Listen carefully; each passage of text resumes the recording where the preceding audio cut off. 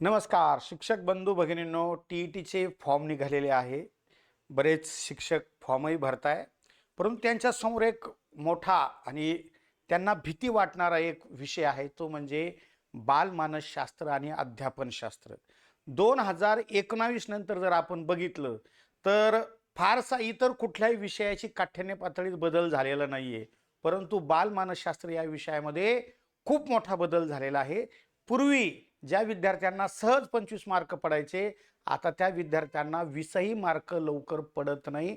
कारण हा पेपर पूर्ण उपयोजनात्मक बेसवरती काय झालेला आहे, गेलेला आपल्याला दिसून येतो. त्याकरता नेमकं परीक्षाभिमुख जर तुम्हाला तयारी करायची असेल, तर नेमके असे कुठले घटक आहे की जे 2013 पासनं ते 2025 पर्यंत पेपर 1 आणि पेपर 2 ला विचारले गेलेले आहे. याची इत्थंभूत माहिती जर तुम्हाला नसेल, तर तुम्ही अभ्यास करूनही त्याचा उपयोग होणार नाही. तर त्याकरता तुमचा अभ्यास सोपा व्हावा, तुम्हाला जास्तीत जास्त मार्क पडावे, यासाठी हा व्हिडिओ बघा, लाईक करा, कमेंट करा आणि तुमच्या मित्रांना सुद्धा पाठवा. तुम्ही म्हणता तुम्ही कोण आहे सांगणारे, तर तुम्हाला सांगायचं की मी विजय सुराशे 2013 पासनं बांधवांनो महाराष्ट्रामध्ये बालमानसशास्त्र आणि अध्यापनशास्त्र हा विषय शिकवतो. त्याच्या अगोदर मी 2008 ते 2013 पर्यंत मी धनेश्वरी अध्यापक महाविद्यालय संभाजीनगर येथे डी-एड बी-एड कॉलेजला काय करायचं, शिकवायचो. त्यामुळे हा विषय मला थोडा माझ्या आवडीचाच विषय.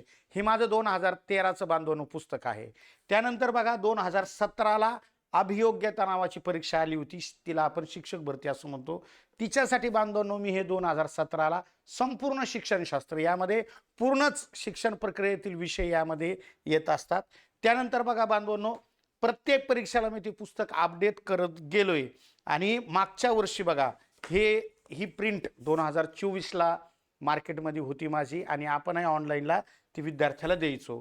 त्यानंतर बघा 2000 आत्ताची जी काही 25 होती, त्यामध्ये सी-टी-ई-टी खूप जणाला जड जात होतं. मग मी सी-टी-ई-टीसाठी बांधवनो 75 मार्काचं हे पेडॉलॉजी म्हणजे अध्यापनशास्त्राचं काय केलं होतं, पुस्तक काढलं. या पुस्तकाचं वैशिष्ट्य एका बाजूला हिंदी आणि त्याचंच त्या प्रश्नांचं त्या पूर्ण आशयाचं ट्रान्सलेशन मराठीत केले, म्हणजे एखाद्याला जर ते हिंदीत कळत नसेल तर मराठीचा संदर्भ घेऊन त्याला आपल्या संकल्पना क्लिअर करता येतात. म्हणजे थोडक्यात सांगायचं म्हणजे तुमच्या टी-ई-टीचा जसा बांधवनो काय होत गेलेला आहे, विकास होत गेला, तसतसं हे आपलं पुस्तक काय झालेलं आहे, वाढत गेलेलं आहे. आणि आता सध्या नवीन जी आवृत्ती आहे बांधवनो, त्या पुस्तकाची ही मी काढलेली आहे. तुम्हाला जर कोणाला हवं असेल तर तुम्ही काय करू शकता, माझ्याशी संपर्क करून हे पुस्तक घेऊ शकता. कारण या पुस्तकामध्ये ह्या 2013 ते 2025 या सर्व प्रश्नांचा काय आहे, समावेश आहे. आणि त्या अनुषंगानेच त्याला लिहिलेलं आहे. पॅरेग्राफ टू पॅरेग्राफ नाही. तुम्ही इतर जर आपले डी-एडचे बी-एडचे जुने पुस्तकं बघितले तर त्या सगळ्याच गोष्टी दिलेल्या नसतात. कारण विषयाचं नाव आहे आपलं बालमानसशास्त्र आणि अध्यापनशास्त्र. मग इथं मानसशास्त्र नुसतं एकटं नाही शिकायचंय. तुम्हाला 6 ते 14 वयोगटाच्या अनुषंगाने ज्या संकल्पना महत्वाच्या आहेत त्या विद्यार्थ्याच्या विकासासाठी त्यांचा अंतर्भाव करायचा आहे. त्याच्या व्यतिरिक्त बरेच जण असं म्हणतात की माझे जुने डी-एड बी-एडचे पुस्तकं पाहिजे. तुम्ही इकडे जर प्रकरण बघितले ना, तुमच्या जुन्या डी-एड बी-एडच्या पुस्तकात नाहीच ते. आता उदाहरणार्थ आपण जर बघायला गेलं की विशिष्ट लक्ष गटातील बालक डी-एडला शिकवलेलेच नाही त्या काळी. त्यानंतर तुमचं मूल्यमापनाच्या पुस्तकात काय मानसशास्त्र आहे का? इकडं मूल्यमापनाला नेहमी येतं. इथं शालेय व्यवस्थापन सुद्धा विषय आहे, ते स्वतंत्र आहे, तुमच्या ते मानसशास्त्रात आहे का? असे 4-5 चॅप्टर आहे की त्या जुन्या पुस्तकात नाहीये. त्यासाठी तुम्हाला परीक्षाभिमुख पुस्तकच वापरावं लागेल. त्यामुळे आता बघूया आपण की कुठले घटक हे सातत्याने परीक्षेमध्ये विचारले जातात. ठीक आहे. ता बघा 2013 ते 2025 या कालखंडामध्ये कुठल्या कुठल्या विषयाला म्हणजे साधारणतः हे सर्वच घटकाला प्रश्न येतात. परंतु सर आता माझ्याकडे 2च महिने, मी शाळेवर रुजू आहे, मला वेळ नसतो, मग असं काहीतरी द्या एक 300-400 पानं की मला त्या पानातनं त्या पुस्तकातनं जास्तीत जास्त मार्क कमी श्रमात पडतील. मग त्यासाठी तुम्ही जर बघितलं की मानसशास्त्रज्ञांचे योगदान दरवेळेस 6 ते 7 वेगवेगळे शास्त्रज्ञ विचारले जातात. मग आपल्याकडे ते 40-50 जे काही वेगवेगळे शास्त्रज्ञ आहे त्यांचं तत्वज्ञान आहे त्याचं कलेक्शन तुमच्याकडे पाहिजे. तुम्ही तर पाहिलं असं आपल्या पुस्तकावरच शास्त्रज्ञांचे फोटो आहे. म्हणजे हे शास्त्रज्ञ सातत्याने परीक्षेत विचारले जात असतात. तुम्हाला फक्त एकटा पियाजेच माहिती आहे. पीएचच्या व्यतिरिक्त खूप आहे. तुम्हाला थॉर्नडाईक महत्त्वाचं असेल, तुम्हाला स्किनर महत्त्वाचं तुम्ही वाचलेला असेल. पण दरवर्षी नव्याने 2-2 शास्त्रज्ञ वेगळे येतात आणि ते कुडलचे असतात, ते सीटीईटी मधले असतात हां.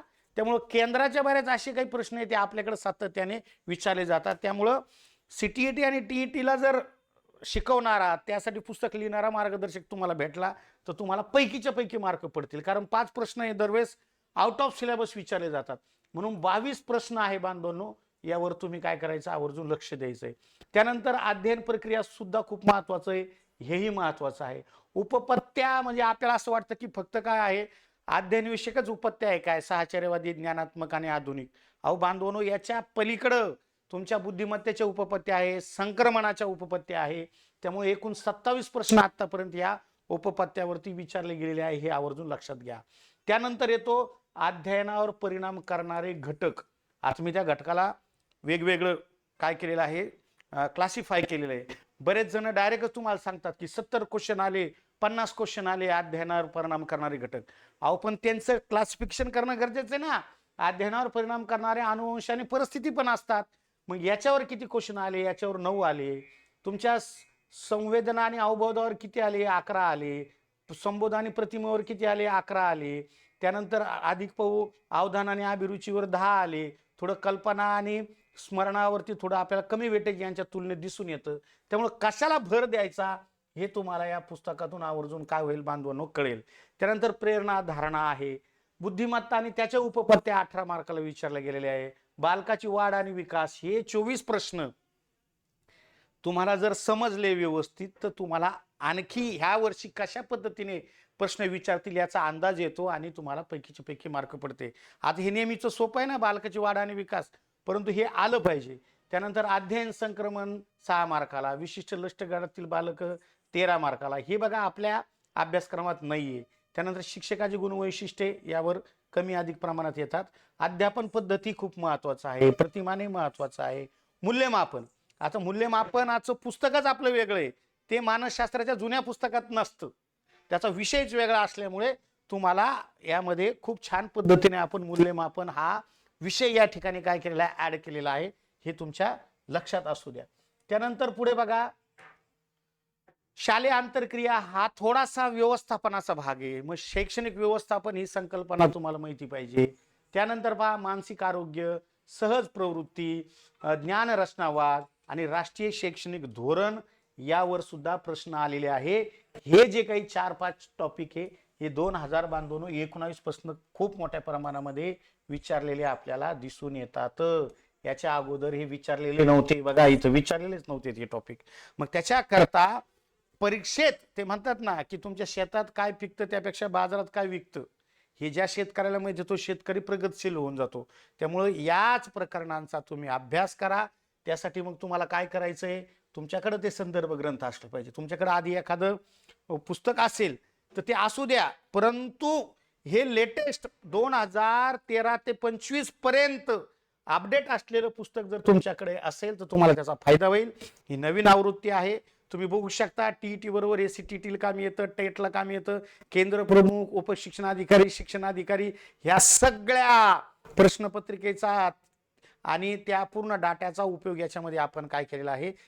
म्हणजे आता नुसतं टीईटीलाच घेऊन उपयोग नाही, लगेच तुम्हाला शिक्षक अभियोग्यता परीक्षा द्यायची आहे त्यालाही याचा उपयोग होईल. त्यानंतर सीटीईटी सुद्धा जर तुम्हाला असं वाटलं की मला केंद्रात नोकरी करायची आहे तर सीटीईटीला सुद्धा तुम्हाला हाच मटेरियल हे डाटा उपयोग येईल. याच्या अगोदर आमच्या असंख्य विद्यार्थ्यांनी याचा वापर करून ते आज रोजी काय आहे बांधवांनो शाळेवरती रुजू आहे. तर त्यामुळे तुम्ही सुद्धा हे पुस्तक विकत घ्या आणि परीक्षा तुमची सोपी करा. मग यासाठी काय करायचं आहे तुम्हाला, 9657451645 या नंबरवरती फोन पे किंवा गुगल पे करायचे. 350 रुपये तुम्हाला ते घरपोच मिळून जाईल. त्यामध्ये परत त्याचा स्क्रीनशॉट ह्या व्हॉट्सअप नंबरवर टाकायचा, माझा हा व्हॉट्सअप नंबर आहे. आणि तुम्ही हे पैसे पाठवले सुद्धा रिसिप्ट यावर पाठवायची आहे. तुम्ही ती पाठवली की तुमचा पत्ता आम्ही लिहून घेऊन पोस्टाने आम्ही तुम्हाला काय करू, हे पाठवून देऊ. या अगोदर हजारो विद्यार्थ्याला ते पाठवलेले आहे. आणि हा व्हिडिओ कोणी जर आपले जुने विद्यार्थी बघत असतील तर बांधवांनो तुमची ही प्रतीक्षा संपलेली आहे. तुम्ही बघू शकता, बघा आता प्रेसमधून मी सगळे पुस्तकं काय केलेले आहे, घरी आणलेले आहे. ते आज मी रविवारी पॅकिंग करून उद्या तुम्हाला सुद्धा काय करणार आहे ते सगळ्यांना पाठवणार आहे. म्हणजे आधी काय होतं, परीक्षाच अनाऊन्स झाली नव्हती म्हणून मी त्याला नवीनला प्रिंटिंगला टाकलं नव्हतं. आता जाहिरात आल्यामुळे ती प्रिंटिंग होऊन आलेली आहे माझ्या घरी.